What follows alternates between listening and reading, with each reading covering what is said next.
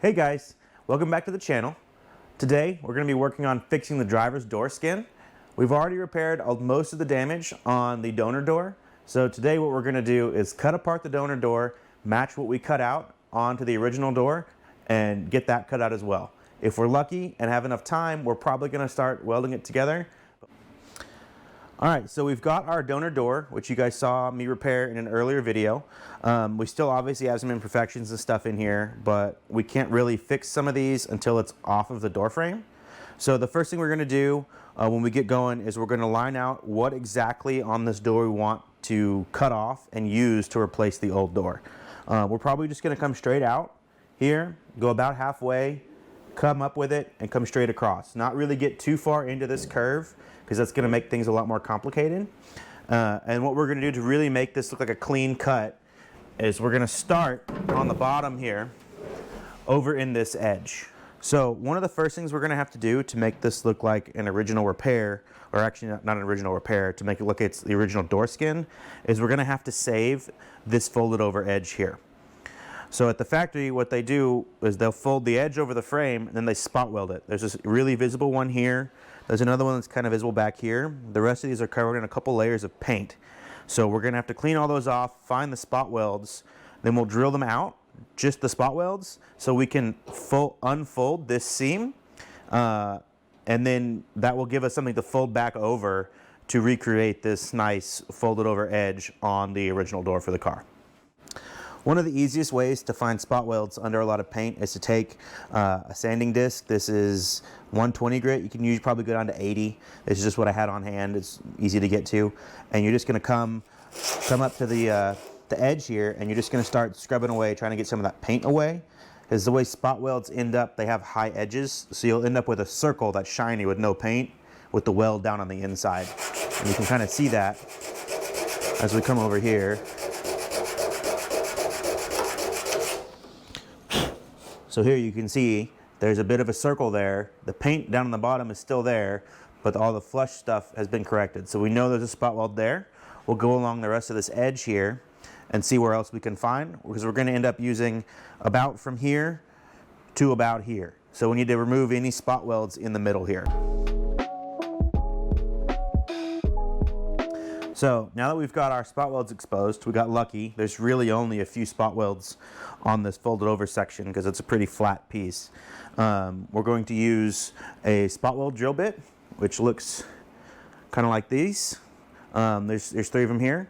So they're just going to drill a little bit with that point, and then the rest of it acts like an end mill cutting bit, and we're going to cut the spot weld away.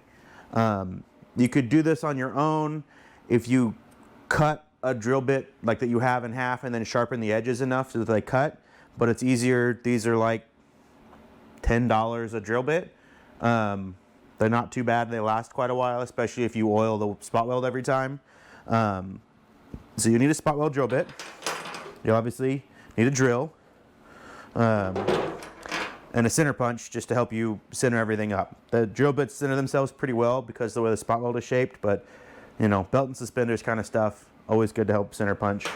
And then once we're done, we'll take a chisel with a kind of a sharp edge to it, like that, and a hammer, which I haven't gotten a hammer yet, but then you'll just come along underneath, and we're just going to fold it up, and then we'll start cutting the door apart.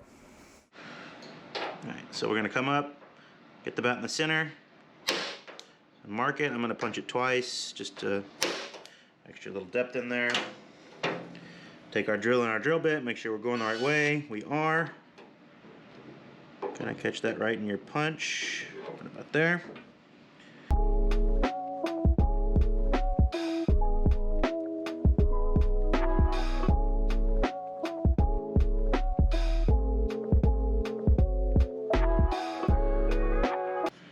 This is going to cut around the spot weld. We're a little bit offset, so we may have to break a little bit of it with the chisel when we come in.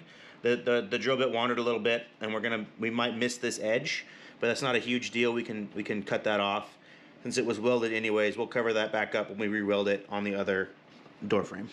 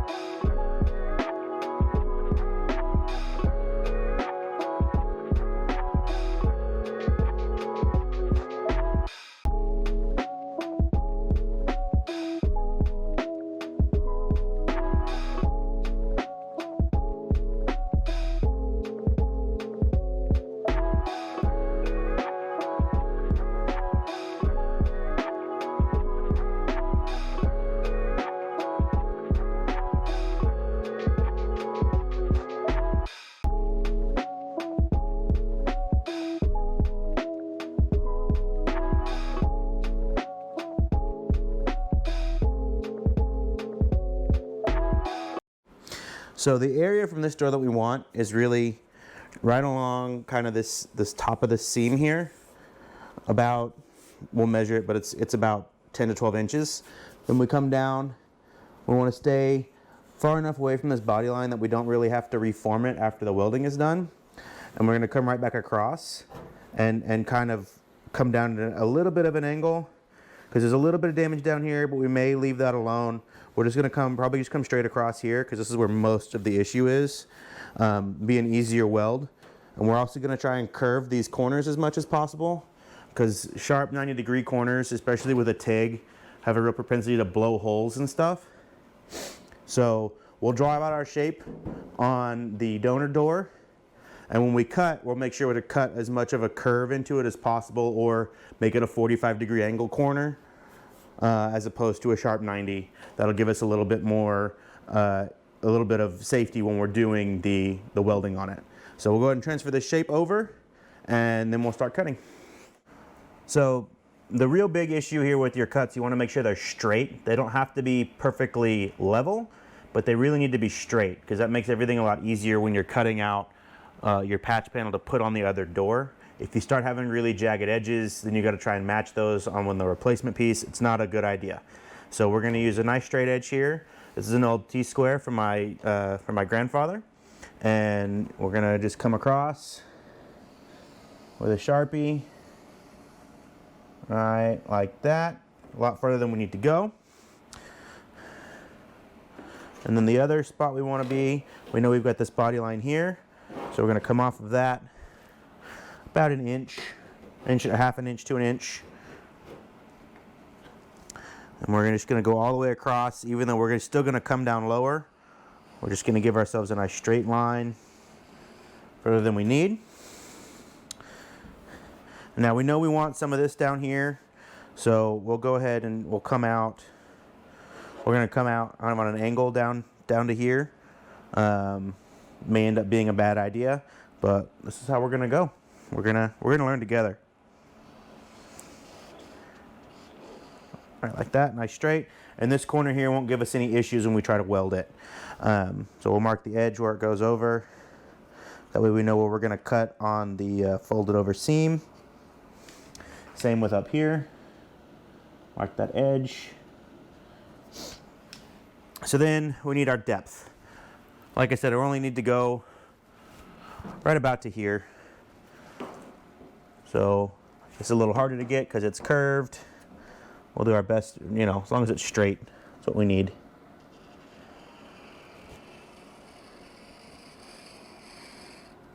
All right, like that. And then, you know, when we cut, we'll try and make either a real gentle curve, or we'll do kind of just a 45 like that. One of those two we'll do. That way it's a little bit easier to, we're not worried about making sharp 90-degree turns. So we'll probably end up doing something like that because it's going to be easier for me to cut with the tools I've got. And we'll go from there. All right, so we got our template drawn out that we want. So now we need to cut it off.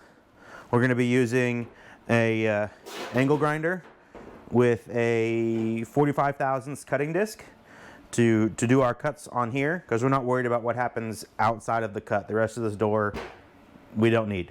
So I'm not so worried about, you know, cutting too far on this and having it go out the sides. It's not a big deal to me. The other big important thing that we need is a face shield or safety glasses. For this, you really don't want to be using safety squints. You really want to be using safety glasses or a face shield. It's really dangerous. This is one of the most dangerous tools in the shop. So you just need to be really careful when you use these. But let's get to cutting.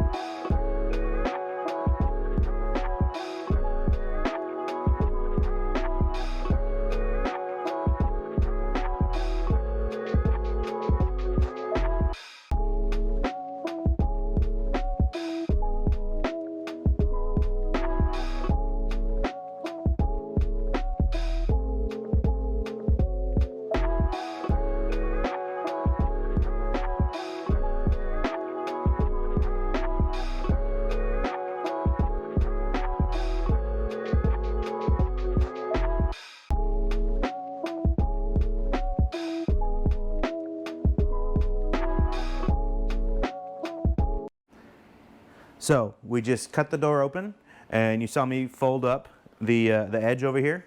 So now we're going to see if we were successful and see if it stays on the ground while we take the door off. Well, feels like we got a little bit still stuck on the door over here. Yeah, there's a little bit of metal we didn't quite cut through, but we should be able to get that off, no problem.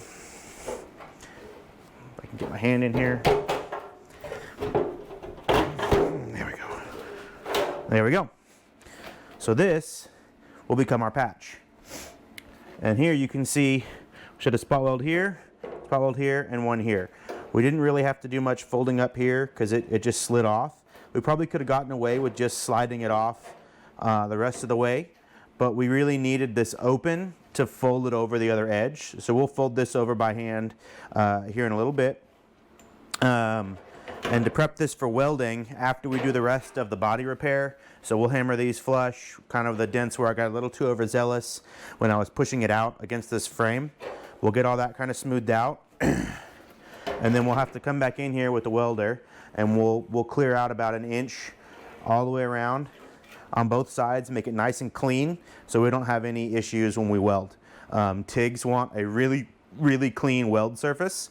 That way you don't get a bunch of porosity introduced into your weld. So we'll work on doing that. The next step here, obviously, is to open this up, and then we're going to get this, we're going to clean up all this kind of lettuce edging that I did here. So we'll clean all that up first, so then we can match it up with the other one. You can also see though, when I unfolded, we kind of crimped the metal a little bit. So we'll fix all of that at the same time when we fix the kind of edging that I did. But that's how you get a section of the door out that you want. You can see here this door frame's still together. If we really wanted to, we could put another skin on here, but don't really need to, and kind of done with this door now. So let's get to fixing this here. Let me grab my tool for this. I have a very specific tool. So this is made by a company called Nipex.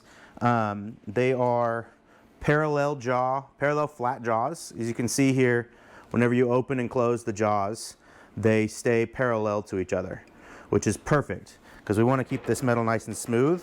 So we're going to come up on here and pinch it, and it's going to smooth everything out to where we want it.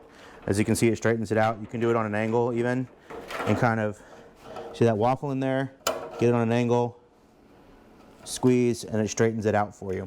These are really nice for things like this. So we're going to try and straighten this out as much as we can, and then we'll work on getting this crease back out.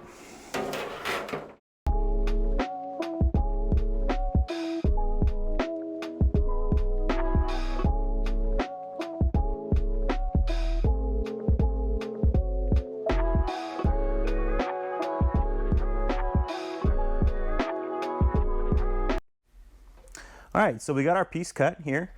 We have some really sharp raw edges still, so we're going to file those off to finish up this video. Afterwards, in the next video, we're going to start working on body working this, then transferring it to the new door. Giving ourselves some nice flat edges and some rounded areas will help a lot when we transfer, and also for welding. When they're a little rounder, they're a little easier to weld together. You don't have a lot of kind of slag and contamination in the way. There's also a lot of cleanup that we're going to have to do. We'll cover in the next video as well on what kind of surface you need for your metal before you weld. But we're just going to go ahead and get working on cleaning this up. All right, so really easy what we're going to do. We've got a pretty rough file here. It's got a round end and a flat side on it. So most files have either both flat, there's a triangle, there's all sorts of different shapes of files. The one thing with files that's good to know is files only push. They work in pull as well, but they're really designed to file in a pushing motion. And then if they get clogged up, you use like a wire brush and you can clean out all the clogs. So you take your file and you just kind of go along it. And we want to go along the whole edge at once. So that way we don't create any low spots as we push across. And you can see we're starting to kind of fold over some of this raw edge here. I don't know if you can really see that kind of fold there. That's what we're working to get off. And we're going to file all that off like that. It's a lot less sharp and dangerous for us to hold on to. So we'll just kind of keep cranking along on here, get all the edges cleaned up, and any weird wiggles we're going to try and straighten out, and it should be good.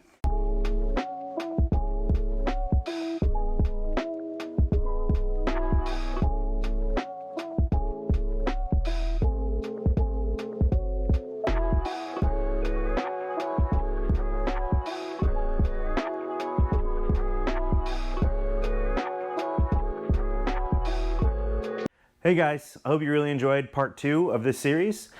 We got the donor door cut apart. It looks really good. We just finished, got it all filed up. It's ready to do body work in part 3, and we're gonna weld it all into the original door for the car. I really hope you stick along for that. If you're new to the channel and haven't yet subscribed, go ahead and hit that subscribe button. If you liked the video, give it a thumbs up. If you didn't, let me know and down in the channel or down in the comments below. Be sure to follow us on Instagram at Foggy Designs for some behind the scenes stuff, and we'll see you in the next video.